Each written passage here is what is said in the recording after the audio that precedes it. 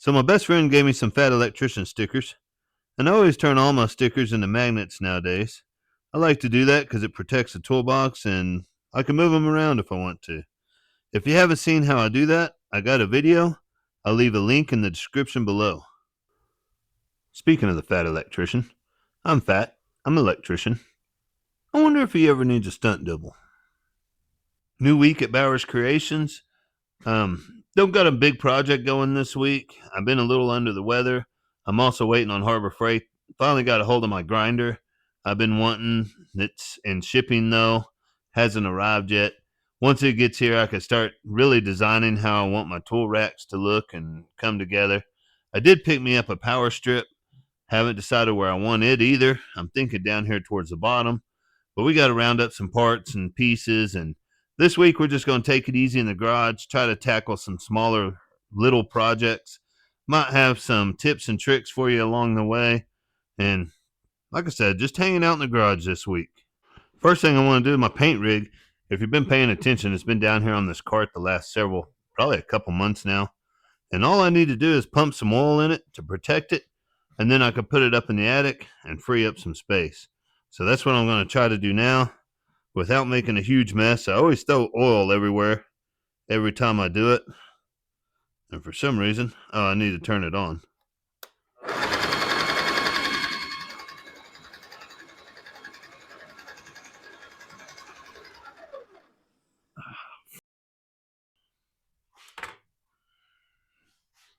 Holding the rag there wasn't much better. Usually I shoot it clear across the garage. Now I shot it all up in my face. So another place I always tend to spill this oil is fighting this thing up between the joist and the attic. But now I have this flexi mount rack. I've been primarily using it for Jeep parts, but I hauled a bunch of that stuff off yesterday. But now I could just set it on this flexi mount rack and raise it up into the ceiling. If you haven't seen the video on this, I suggest you go check it out. I also have a link to get you a 10% discount. I'll leave that in the description below. But check this out.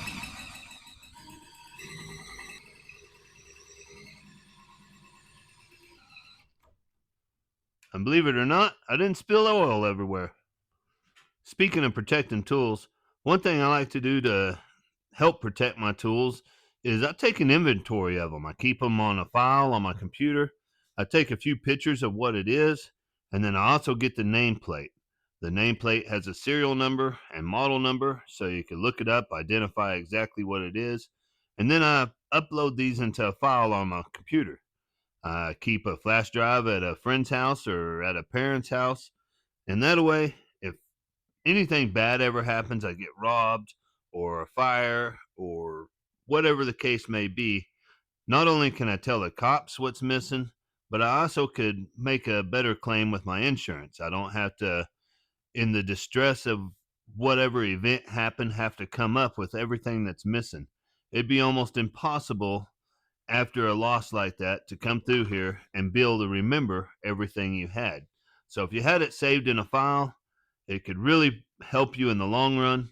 I'm probably a couple years behind. I made a list of about 2 pages of stuff I want to add. Some other things that you might really consider adding to your list: bar clamps is my extension cords. I got a couple 50-foot extension cords, a 25, a 100-footer. I got a couple 100-foot hoses over here and another extension cord. Levels, jack stands, things of that nature can really add up and would be real hard to remember everything because you're going to be focused on your bigger stuff, such as your toolbox. Now, I don't have this particular toolbox in my category or my inventory. I'm going to get it today. I do have a video of it, so I'm not as worried. But what I'm going to do is take a couple pictures of the toolboxes. I got my 56, my 42s, and then I'll take pictures of every drawer and show what's in every drawer.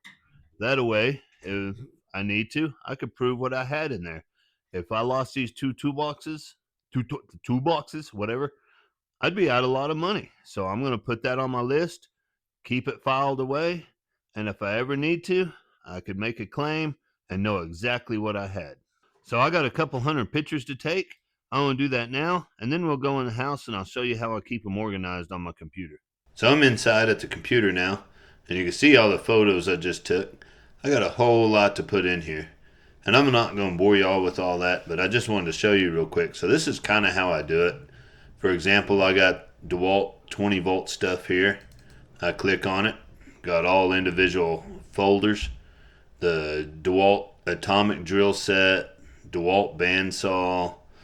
And when you click on that, it shows a few pictures. I don't know why they're blurry. They've been transferred a few times. But basically, you could click on, find your serial number, find what you're looking for. Same thing for the DeWalt impact here. This is a 1/2 inch impact. Got all your information. And as you just go through here, I got some hand tools, pneumatic tools, routers and cutters, sanders, the saws. Again, I could just go click on whatever I want. The jet table saw has a few pictures of it, and then your serial number and tag information. So this is how I inventory all my tools. Let me go back to the toolbox. So all this needs updated, but for example, here's a picture of the toolbox here, and then where I just went through every individual drawer and took pictures of what was in there. All this obviously needs updated, but that's how I do it. That's how I keep up with it. Then I'll save it on a flash drive, load it up on the cloud, and if I ever need to make a claim, I got the information. It'll be a lot easier doing it this way than trying to sit there and think of what you had and didn't have. So just a tip or a hint on how to protect some of your stuff. And now I'm going back out to the garage to see what else I could get done this weekend. All right, now that we're done inventorying tools, look what finally showed up. So if you remember, this was bought to compare to what all we could get for the same price as a Milwaukee die grinder. I paid $280 and change for the Milwaukee die grinder, 2 batteries, the die grinder, and a charger. I used it just a little bit, and after seeing that Harbor Freight had all the same stuff for a lot cheaper, I just couldn't live with myself.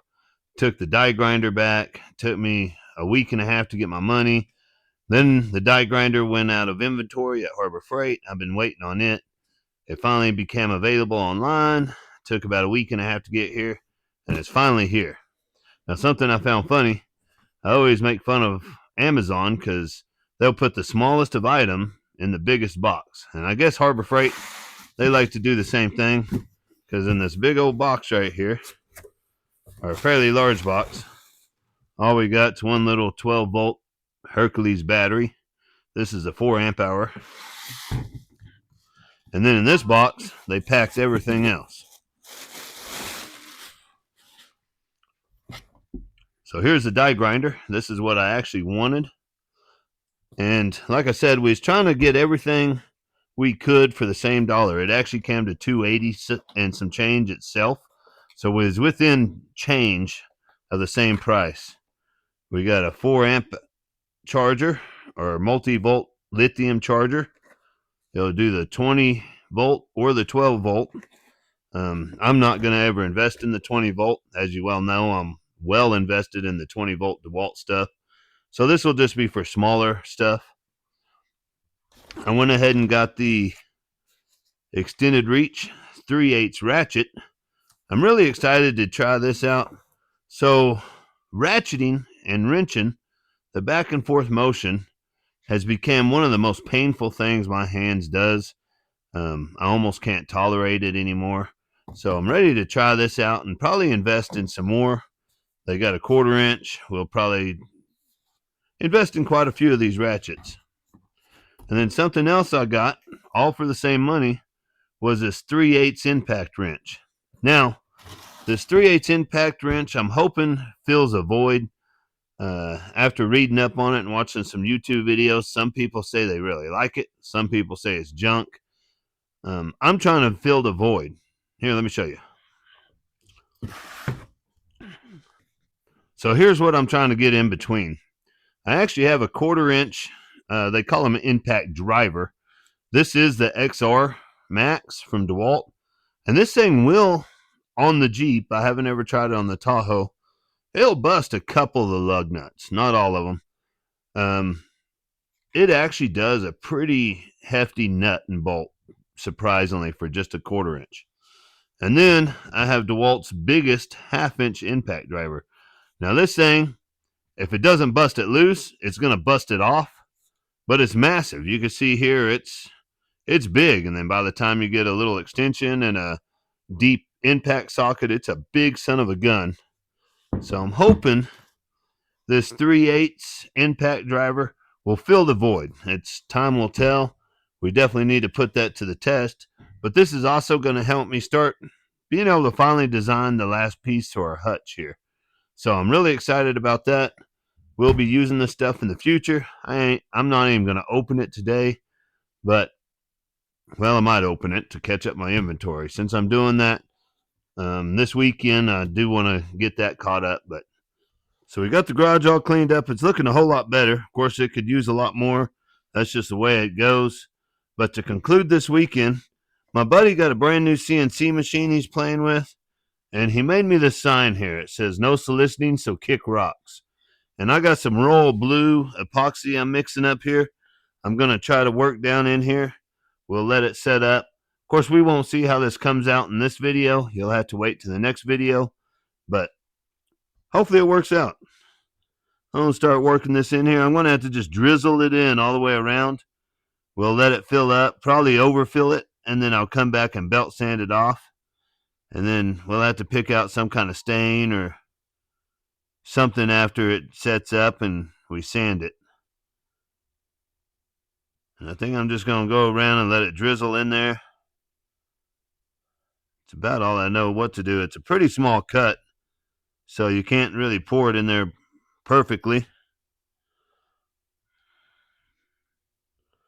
So just a little update on the channel here.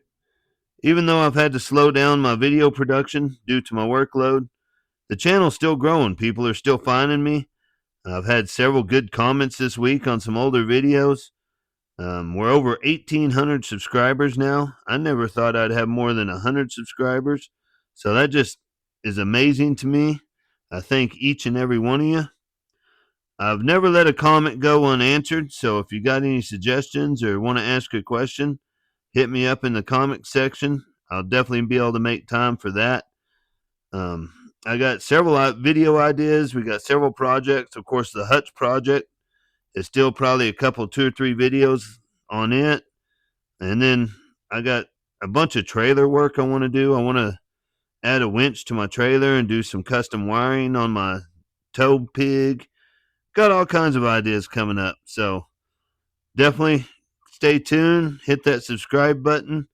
Until next time, I hope each and every one of you is successful at life. And thanks for watching.